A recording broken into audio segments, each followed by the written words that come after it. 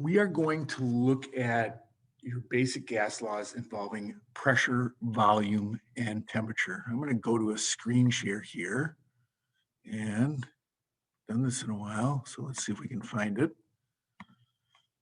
And there will also be a hard copy here. So you have these notes, but just going to show you some of the calculations with pressure, volume, and temperature. Okay, so I'm going to make that a little bit bigger. Our first example, let me find my tools here. Done this a while. Okay, Boyle's law. It talks about Boyle's law relates pressure and volume.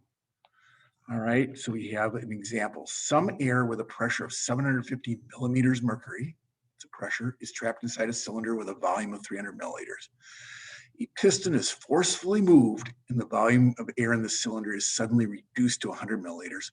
What's the final pressure? Okay, so this is Boyle's law. It says P1V1 equals P2V2. We'll say the ones are the initial conditions, the twos are the final conditions. We can plot things out and say my initial pressure of 750 is paired with a volume of 300 milliliters. So these two go together. And then we're going to reduce the volume to 100 milliliters and ask what the pressure is. So now it just becomes algebra manipulation, and I'm solving for P2, so it ends up being P1, V1, and then the V2 goes in the denominator.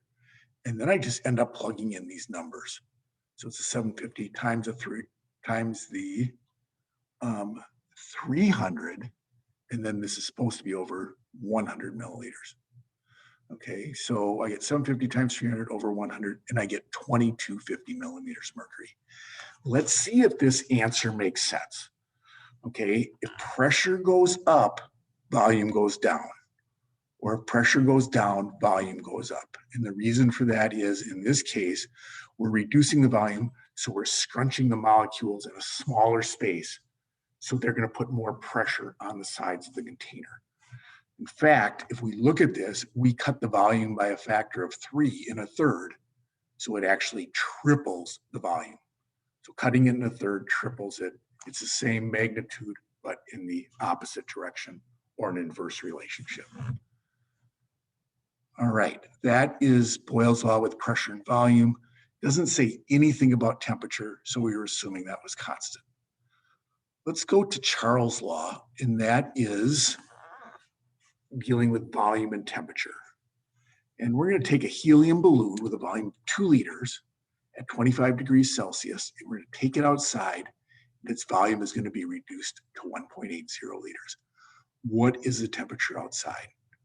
So the first thing I'm going to do is write down what I have. My initial conditions are the volume is 2 liters, and the temperature is 25 degrees Celsius. And, oh, we got to do something with that. So whenever you use these laws, you have to use the Kelvin temperature. How do you get to Kelvin temperature? You take degrees Celsius and add 273. All right, so I'm going to take my degrees Celsius and add 273.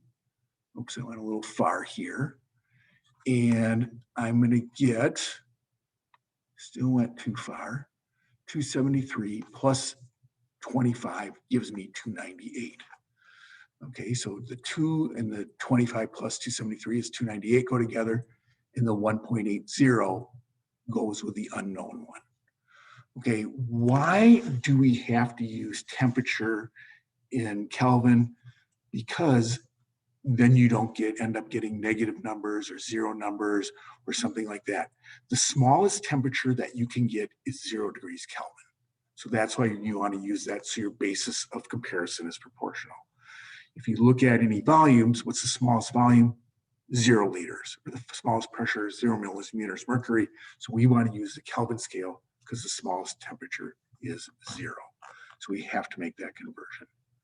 Okay, notice the formula V1T2 equals V2T1. So we're going to use that formula, isolate T2, which means moving V1 in the denominator, and then just plug in.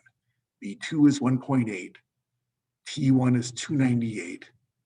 We divide by V1, which is 2 liters, and we get 268 Kelvin. Okay, if we subtract 273 from that, we'd be back to Celsius and it would be -5 degrees Celsius. So let's see if that makes sense. Volume and temperature are directly related. If temperature goes up, molecules move faster, something will expand.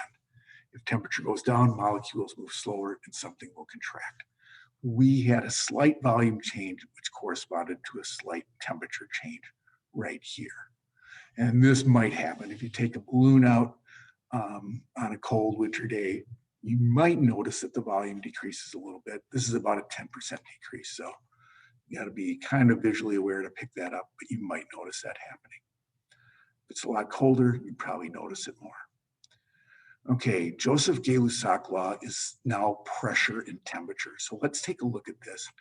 I got 1,000 milliliter stoppered flask is at a pressure of 800 millimeters mercury and 90 degrees Celsius. We're going to heat this up and then, or the temperature of the gas is cooled. It was already at 90 degrees. Now we're going to cool it to 0 degrees. What's going to happen to the pressure? So the first thing I noticed, the volume is staying constant at 1,000 milliliters. It's a flask. That volume isn't going to change. But your initial pressure is 800 millimeters mercury. 90 degrees Celsius plus 273 is 363 Kelvin. We don't know the final pressure, and 0 degrees Celsius would be 273 Kelvin. This is another direct relationship, so we use P1T2 equals P2T1. We isolate P2, doing the algebra, it becomes P1T2 over T1. Plug in the numbers, 800 times 273 over 363, and I get 602 millimeters mercury. It's easy to get these flipped around, so I'm going to make sure my answer makes sense. If I decrease the temperature, the molecules move more slowly. I'm striking the sides of the container with less force, so that's going to cause a decrease in pressure. Notice this is cut in about a quarter. This is cut in about a quarter, so it's proportional. If I cut the temperature in half in degrees Kelvin, I will cut the pressure in half in degrees Kelvin. Notice if you didn't convert to Kelvin, you'd have a 0, and this wouldn't work out. So that emphasizes that there. Okay, so we talk about pressure, volume and pressure. We talk about volume and temperature, then we talk about pressure and temperature.